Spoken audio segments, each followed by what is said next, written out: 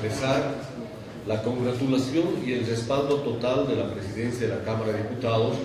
al acuerdo logrado entre el Gobierno Central del Estado, presidido por el compañero Evo Morales Ayma, y los trabajadores representados por la Central Obrera Boliviana. Estamos seguros y conscientes que son parte indiscutible, indisoluble de este proceso de cambio, tanto los sectores que tienen la fuerza laboral del país, que están expresados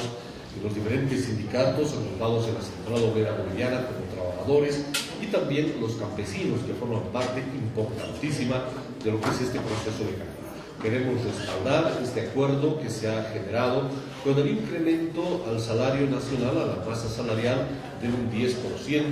y el 20% que corresponde al salario básico nacional, que va incrementando paulatinamente el ingreso de los trabajadores que están empezando en los diferentes sectores laborales del contexto nacional.